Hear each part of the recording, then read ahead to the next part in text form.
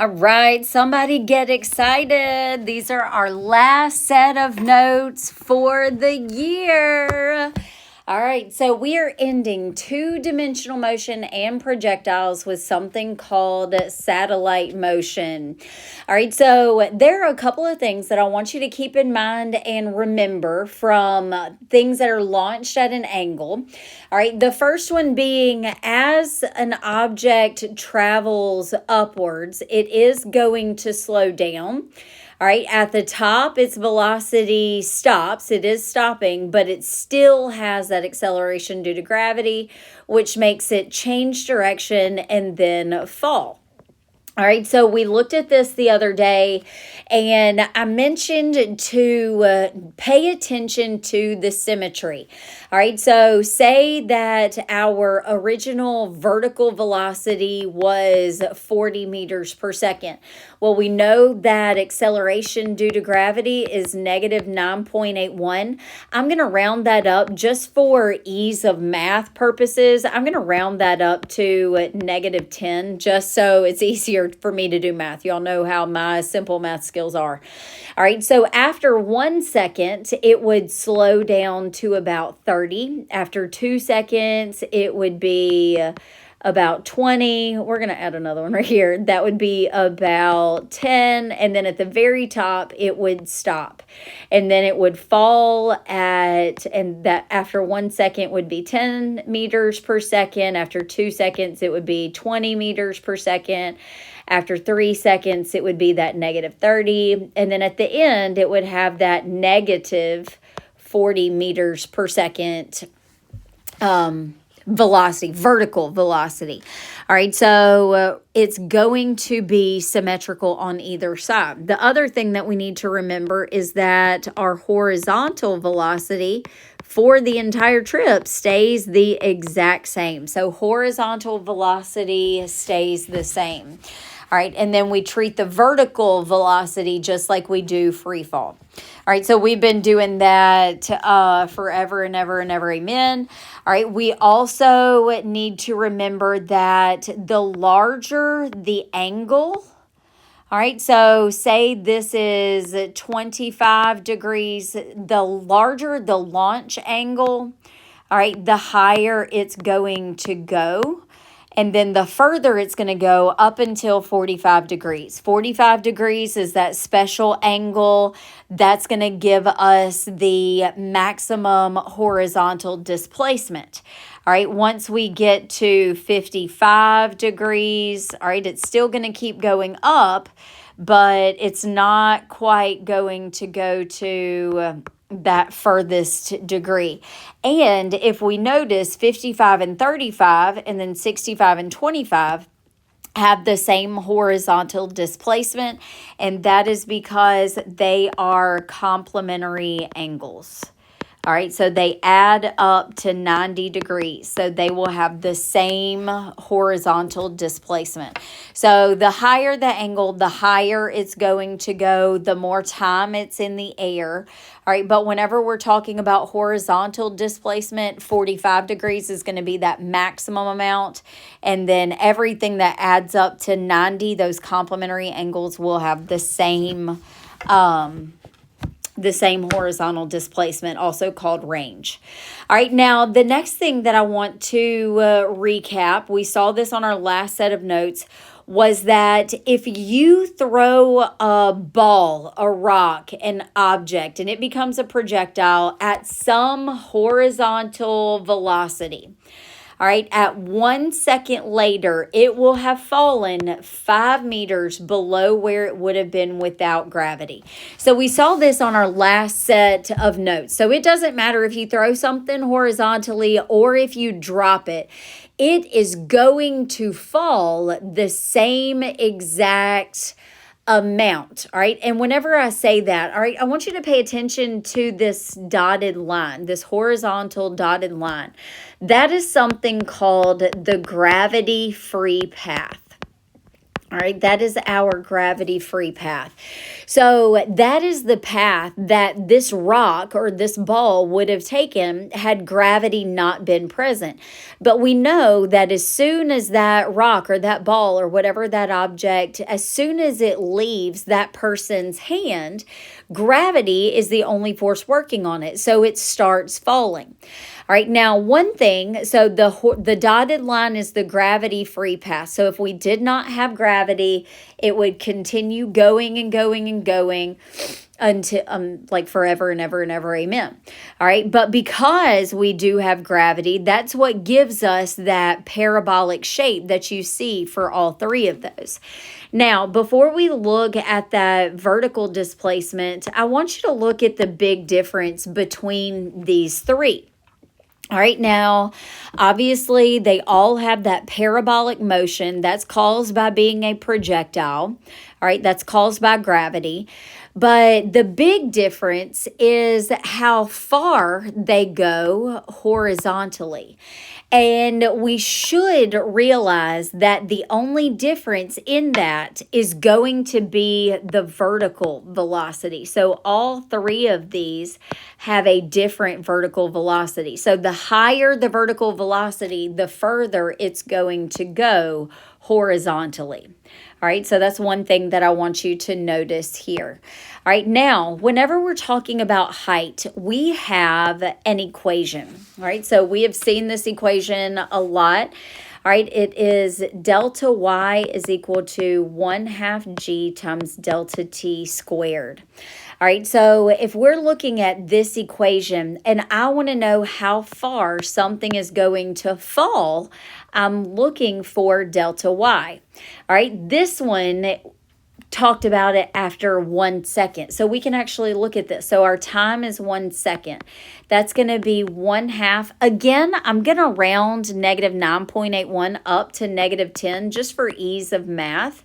All right, so it's 1/2 of negative 10. And then our time is 1 squared.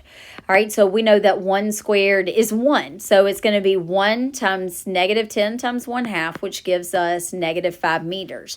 So that's where this comes from. So after 1 second, all of these are going to fall 5 meters from where they would have been had gravity not been a thing. All right, now what if I wanted to know how far they would fall after 2 seconds? Well, we can't just double that, and I'll show you why. All right, so we know that delta y is 1/2 of g times delta t squared. All right, so the biggest thing that I need you to realize is that we're not doubling time, we are squaring time. All right, so that's going to be 1/2 of negative 10 times 2 squared. All right, so that's going to be negative 5 times 4. All right, so after 2 seconds, it will fall 20 meters. All right, well, what if I wanted to figure out how far it would fall after 5 seconds? All right, so we use that same equation. It would be 1/2 of negative 10 times 5 squared. All right, well, that would be negative 5 times 25, which gives us negative 125 meters. All right, so if I were to ever ask you how far will something fall in a given amount of time, this is the equation that we would use. And we can't just double that 5 for 2 seconds. We can't just multiply that 5 for 5 seconds because time is being squared, not doubled. All right, so those are just some recaps from our angles, our projectiles launched at an angle. All right, so again, today we are talking about satellite motion. So satellites are just any object that have been launched for our purposes, but it's any object that orbits a more massive body. All right, so there are natural satellites, and then we probably think of the man-made satellites more than the natural satellites. All right, so for Earth, our natural satellite is the moon. But did you realize that the Earth itself is also a satellite? All right, we orbit the sun. So the Earth is also a satellite to the sun. All right, we have comets, we have moons, we have all kinds of things that are orbiting in our solar system, and all of those are natural satellites. All right, well, we do also have man-made satellites that we have to launch into space. All right, so those are kind of what we're going to be focusing on today. All right, so satellites are projectiles. Satellites are projectiles. And if we go back, oh goodness, if we go back, there we go. All right, this set of notes said projectiles are any object that are launched into the air or dropped that accelerates vertically due to gravity. All right, so here we have the, oh gosh. Okay, there we go, right there. All right, we're back. All right, so whenever we launch a satellite, as soon as it is launched, the only thing that is working on it is gravity. All right, so yes, satellites are projectiles. All right, I want you to pay attention to this little graphic over here. So what you are looking at is something called Newton's mountain. All right, this is a theoretical mountain. So Isaac Newton was really one of the first ones who came up with this idea of sending things into orbit. All right, so whenever he started thinking about this, he created this theoretical mountain. Now, this mountain is several times larger than even Mount Everest. All right, so this is not a real mountain. This is, again, theoretical. And what he theorized is that if we were to get on top of that theoretical mountain and launch these satellites horizontally, we could eventually reach a certain speed that would make these these satellites orbit the Earth. All right, so he was so far ahead of his time. All right, because he thought about this. And if we had this theoretical mountain, yes, we would be able to launch it horizontally at a certain speed, and it would create that, or it would make that satellite go into orbit. All right, but let's think back at about how satellites are projectiles. All right, we know normal projectiles have been launched, and because of gravity, they come right back down to Earth. Well, we said that projectiles always have this parabolic motion. So if satellites are continually falling, why don't they crash back into Earth all the time?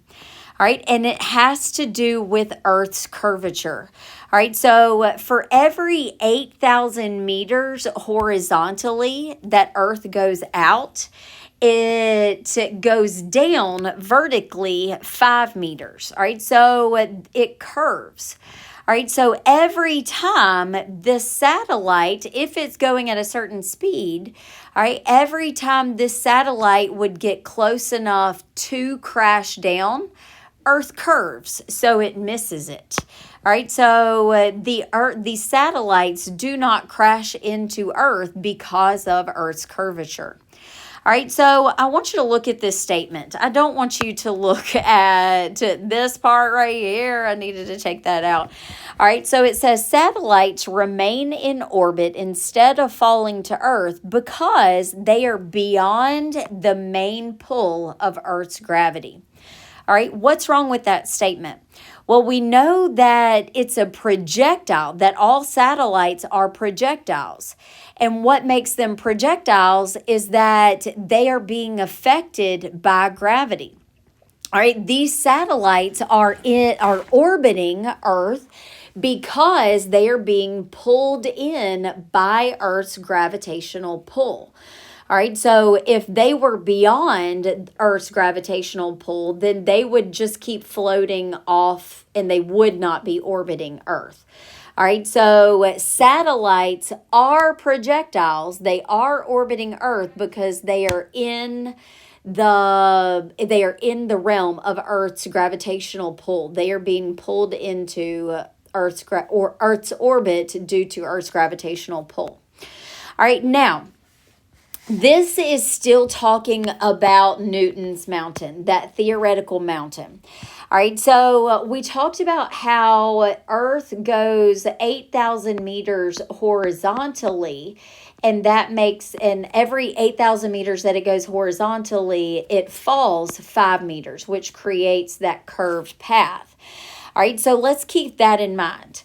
All right, so if we were to launch this satellite from the top of Newton's mountain at a speed that's less than 8,000 meters, all right, that projectile, that satellite is going to crash back into the earth. It's not going to be able to surpass or make it to that curve.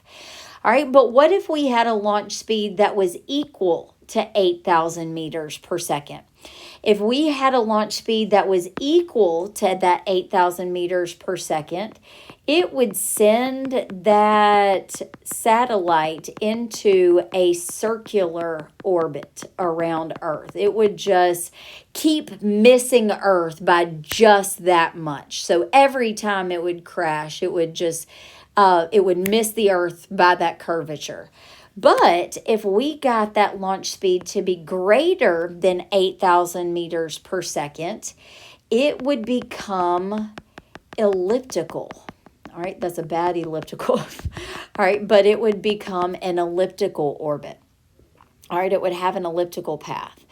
All right, so whenever we talk about these, we are going to be talking about the period of a satellite. We're going to be talking about periods of a spring, periods of a wave, periods of different things. All right, this is your introduction to that. A period is a unit of time. All right, so the symbol for period is a capital T and is sometimes measured in seconds. For this, it's going to be a lot longer.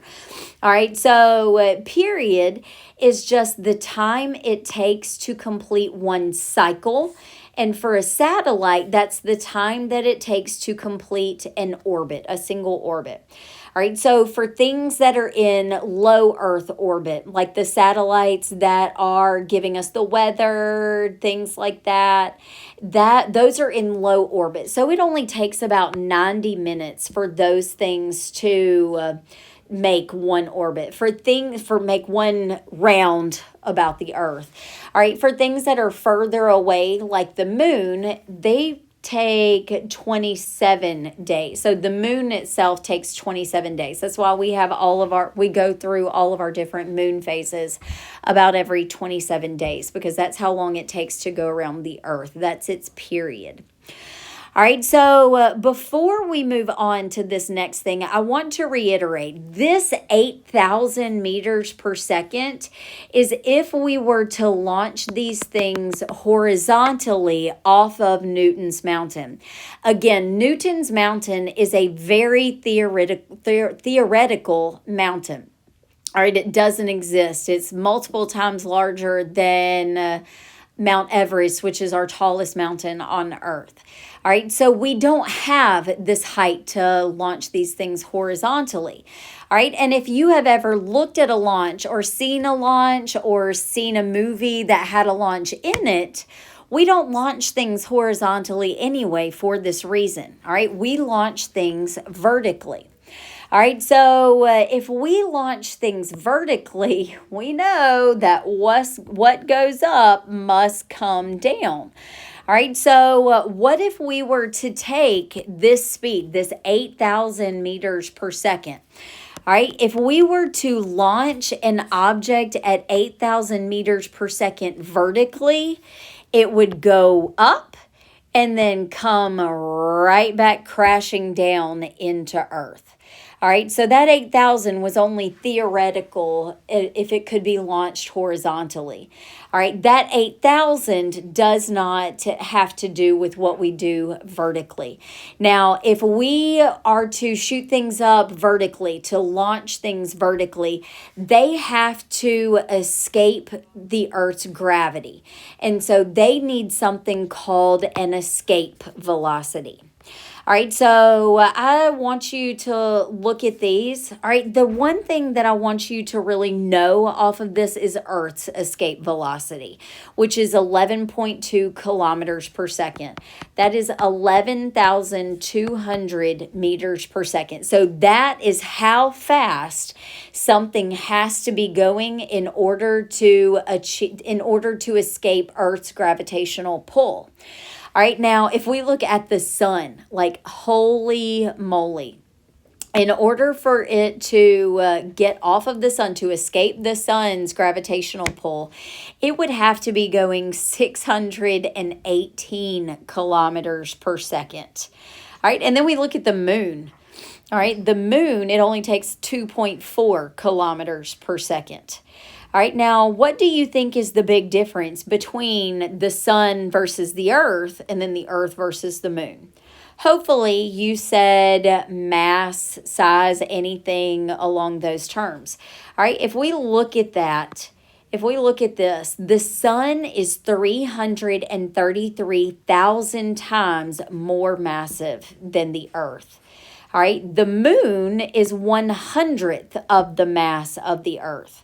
All right, so the more massive you are, the more gravitational pull you're going to have. Therefore, the higher the escape speed is going to be. All right, we are going to talk about something called Pioneer 10.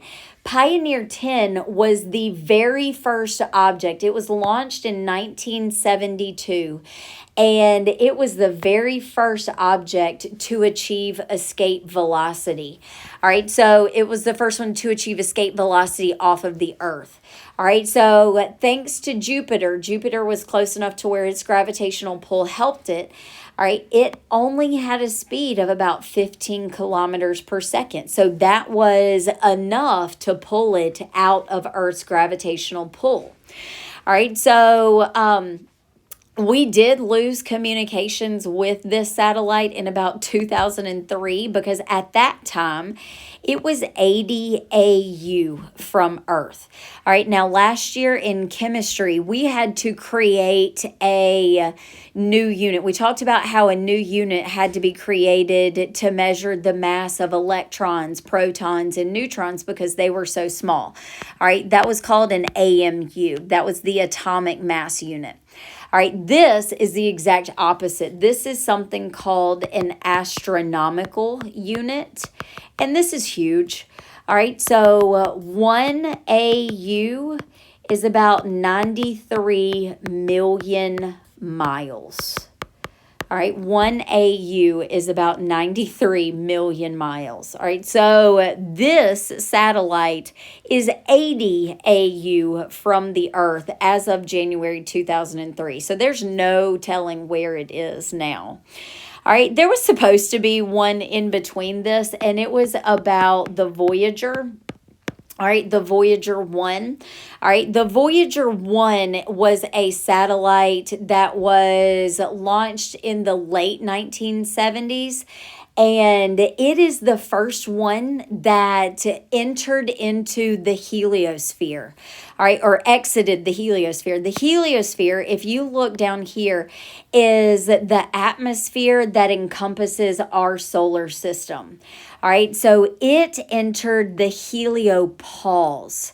All right, so the heliopause is outside of our atmosphere, our solar system's atmosphere. So the Voyagers, including Voyager 1, are in that heliopause. So it's the first one that has entered into interstellar space. All right, so it is so super cool.